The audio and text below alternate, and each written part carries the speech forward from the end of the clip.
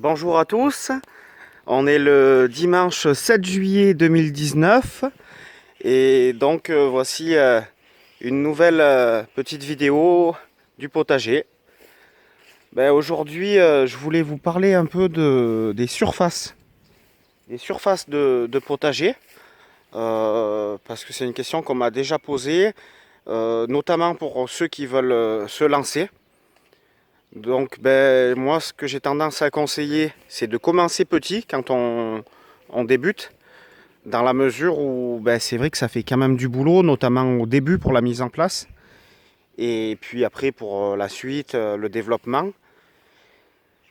Et donc vaut mieux commencer petit et maîtriser, et au fur et à mesure qu'on maîtrise les choses, développer en fonction de ses envies, de ce qu'on veut mettre comme nouveaux légumes, plutôt que de vouloir commencer trop grand, de se faire déborder. Et du coup, ça, c'est la meilleure façon d'abandonner. Ici, au niveau de moi, la surface en planches de légumes, j'ai 105 mètres carrés. Donc j'ai 4 planches de 17 mètres de long. Donc on les voit ici, là. Voilà, ça fait 17 mètres de long, là, jusqu'au cabanon que vous voyez au fond. Donc il y en a 4. 1, 2, 3, 4. Donc toutes les planches font 75 cm de largeur. C'est pour pouvoir les enjamber facilement et travailler des deux côtés le plus aisément possible. Donc voilà les 4 planches de 17 mètres par 75 cm. Et après, j'ai encore 9 planches de 8 mètres de long. Donc ici, où il y a les pastèques, celle-ci où il y a les melons, celle-ci où il y a des oignons, celle-ci où il y a des tomates, des aubergines, celle-ci où il y a des tomates, des courges, celle-ci où il y a des blettes, des aubergines, celle-ci où il y a des courges, des tomates, celle-ci où il y a des courges, des tomates, celle-ci où il y a des salades et où il va y avoir bientôt des concombres. Du coup, 105 mètres vraiment cultivés, hein, je compte pas les passe-pieds de 40 cm de largeur, hein, ça me sert juste de passage. Et après, en plus de ces 105 mètres, j'ai quelques carrés potagers, hein, comme je vous avais montré. Hein. Là, il y a un petit carré potager où il y a des patates. Là, un autre où il y a des patates. Là où j'ai fait mes semis de poireaux, j'ai même mis une courge qui grimpe. Là, vous avez la vigne, les cassis, le prunier, le cerisier. Là-bas, au fond, vous avez aussi, tout début des planches, vous avez des groseilliers. Donc cela arrive en production. Vous voyez, c'est plein de... Désolé, j'espère que l'image elle est assez nette. Mais voilà, c'est plein de belles groseilles là. Elles sont pas tout à fait mûres encore, mais c'est un régal. Moi, je mange la grappe en entier. Je coupe la grappe, je mets tout dans ma bouche, je pince avec les lèvres et je tire. Et du coup, toutes les boulettes de groseille, elles restent dans la bouche. C'est un régal. Un peu acide, mais j'adore. Et certainement très bon pour la santé. Donc là, hier, j'ai enlevé le paillage hein, qui est ici, sur cette planche-là. J'ai enlevé le paillage. Donc la prochaine étape, je vais passer un petit coup de grelinette, mais c'est pas histoire de décompacter la terre, c'est histoire d'enlever s'il y a des racines du figuier qui est là. Et après, je vais remettre du fumier. Bon, je suis assez généreux sur le fumier. Hein.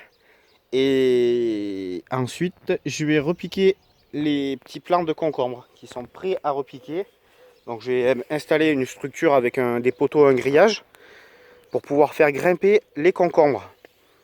Parce que du coup, si vous avez un petit potager et que vous voulez gagner de la place, il y a 3 petites astuces qui permettent de le faire.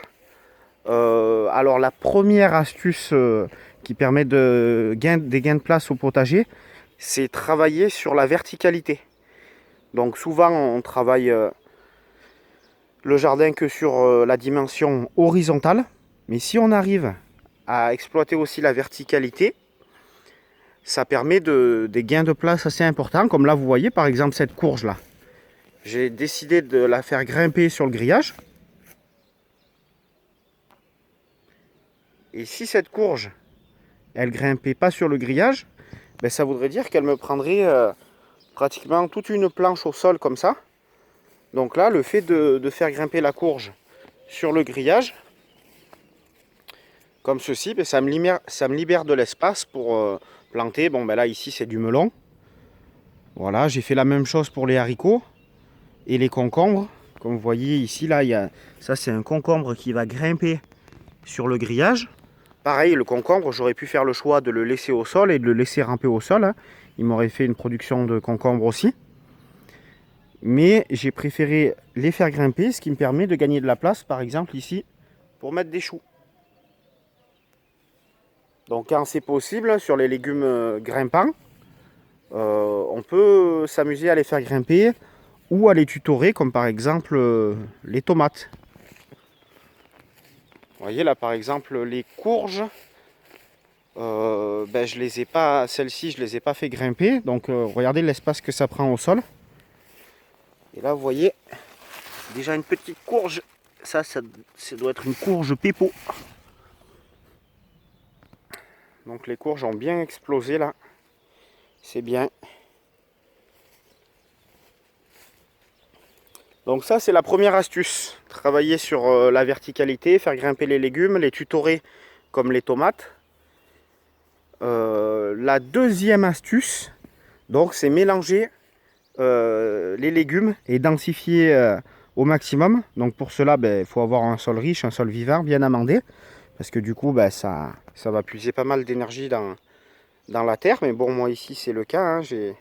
Quand je vous dis, je suis généreux sur le fumier, j'ai mon engrais magique, j'ai mon paillage, donc je peux me permettre comme j'ai un sol vivant, de densifier les productions. Et là, c'est quelque chose que je fais, c'est nouveau cette année. J'avais commencé à le faire l'année passée, mais c'était pas vraiment voulu. C'était des courges qui avaient repoussé toutes seules. Mais là, je l'ai fait volontairement. Et donc, j'ai mis des courges au pied des tomates. Ce qui me permet d'avoir une double production. Les années précédentes, je mettais que de la tomate sur une planche de 75 cm. Là, j'ai en plus une production de courges sur le même espace. Donc un gain de place important. Et là, c'est intéressant aussi parce que du coup, j'ai planté les tomates tardivement.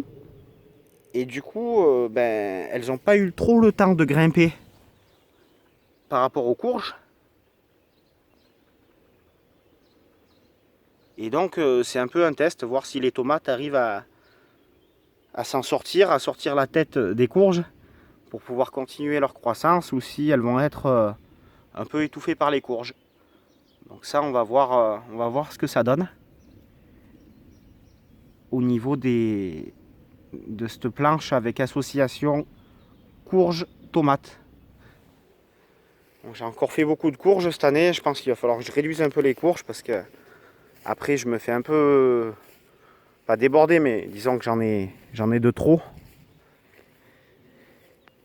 Et du coup, je pourrais mettre d'autres productions peut-être à la place. Je vais voir. Et donc la troisième astuce pour gagner de la place au potager, c'est par exemple incorporer une nouvelle culture au milieu de l'ancienne culture. Comme là par exemple ici, c'est des oignons. Donc j'ai fait que des oignons sur toute la planche. Et donc ce que je vais faire là, c'est que quand je vais devoir implanter mes choux, c'est-à-dire dans la semaine, repiquer mes plants de choux, mes petits plants de choux, et bien ce que je peux tout à fait faire, c'est les repiquer donc en plein milieu des oignons, ici. Donc l'espacement entre les choux, c'est 50 cm hein, entre chaque plant de chou, parce que ça c'est volumineux un chou. Et donc avant d'avoir ramassé les oignons, parce que là ils ne sont pas prêts à ramasser, ils ne sont pas encore secs, je peux implanter mes petits choux qui vont commencer leur croissance. Et quand les oignons seront prêts à ramasser, j'arrache les oignons, les choux seront déjà en place. Et donc c'est génial parce que du coup, les choux auront commencé leur implantation, leur croissance. Et après, j'ai plus qu'à ramasser les oignons. Et là, c'est pareil. C'est un gain de place. Ça m'évite de planter les choux sur une planche que j'ai pas. Puisque, comme vous l'avez vu, c'est déjà tout plein, quoi. Donc ça, c'est une troisième bonne astuce pour gagner de la place au potager. Voilà. Et puis voilà, j'ai mon petit... Là, j'ai fait un peu encore 3 carrés potagers, hein. Là, je les ai remplis de fumier. J'attends que le fumier arrête un peu son compostage parce qu'il il a chauffé. Et ensuite, je pourrais implanter des trucs. La verveine, la sauge. Tac. Voilà. Ça, Michel, Daniel, c'est vous qui me l'avez donné. Donc, je pense que vous la reconnaissez. Elle est là. C'est une petite Peria, plante aromatique originaire d'Asie. Donc, Daniel me l'a donné. Je te remercie. Et là, je vais vous emmener vite fait dans un autre endroit. Vous allez voir. Donc là, en fait, on est à mon garage. Et donc voilà, j'ai l'espace là pour stocker les voitures et tout. Mais surtout, j'avais ce petit espace de 8 mètres par 3 juste derrière le garage. Et ben j'ai voulu, j'ai voulu le rendre productif, hein. Avant, il y avait pas grand chose ici à part des énormes lauriers roses qui montaient à 5-6 mètres de hauteur. Et voilà, du coup, j'ai fait cet espace ici. Donc ben, j'y ai planté des fruitiers conduits de manière palissée, donc c'est-à-dire j'ai planté des poteaux avec l'aide de mon papa. Et ça, c'est un petit pommier que j'ai greffé moi-même. Ça, c'est un poirier. Un petit poirier. J'espère qu'on voit avec le soleil. Voilà, donc je les ai plantés, ceux-là, il y a 2 ans. Donc ça y est, commence à rentrer en production. J'aurai une poire à manger cette année et beaucoup plus l'année prochaine. Ça, c'est des pommiers. Alors, j'ai éclairci les pommes, mais il y a beaucoup de pommes. Vous voyez, ça y est, ça fait 2 hivers qui sont plantés. Et déjà, la production de pommes, merveilleux. Et ça, c'est le deuxième pommier. Donc, c'est la variété Chanteclair. Voilà, donc ça, vous voyez, ça, c'est pas bon, ça. Il y a trop de pommes, là. Donc, il faut les enlever. Parce que déjà, l'arbre est jeune. Donc, j'enlève des fruits pour qu'il puisse faire du bois. Hop, donc on éclaircit. Vous voyez, sur les 4, j'en ai laissé qu'une. Et celle-là, elle va grossir. Et j'ai déjà fait ça il y a un petit moment, hein. C'est tard pour le faire. Mais bon, là, j'avais oublié ici. Voilà. Et je ne me suis pas contenté des arbres fruitiers, puisque j'ai mis des petits arbustes. Ici, c'est des casséiers. J'espère que vous voyez bien. Donc, c'est un croisement entre groseille et cassis. Alors ça, c'est merveilleux. C'est super bon. Je cherche, voilà. Voilà, ça fait des fruits comme ça. Plus gros même, bien souvent. Et ça a un goût super bon entre la cassis et le groseille. Donc là, il y a ma cuve de récupération d'eau, de pluie. Parce que j'ai pas l'eau ici. Là, c'est une forêt de topinambours. Donc ça, c'est pareil, une production phénoménale au mètre carré. Sans aucun entretien. Regardez comme ils sont beaux. Ils vont monter plus haut que la toiture bientôt là. C'est des topinambours. Et vous avez toute une production donc, de framboisiers. Donc ici des framboisiers. Alors c'est pas très dense comparé à ce que j'aurais voulu. Mais ça va venir. Les framboisiers ils vont se multiplier tout seuls. Et là, là il y avait des framboisiers. Malheureusement l'été dernier, je les ai pas assez arrosés. Et ils ont crevé de ce côté-là. Donc cette année, je fais attention de beaucoup plus les arroser. Et puis avec l'ombre dont ils vont bénéficier des fruitiers qui ont bien poussé, ça va le faire pour avoir beaucoup de framboises de ce côté-là. Voilà, donc c'était pour vous montrer un peu ce qu'on pouvait faire sur un tout petit espace de 24 mètres carrés. Voilà, avec là j'ai fait 2 passe-pieds assez étroits. Ouais, aussi quand même, il doit faire 40 cm de large. Avec des pavés autobloquants. 1, 2. Ce qui me permet d'avoir accès partout. Et voilà. Bon, je coupe la vidéo parce que je pourrais vous en parler encore un moment, mais ça fait déjà 15 minutes que je blablate. Donc à bientôt pour la prochaine vidéo.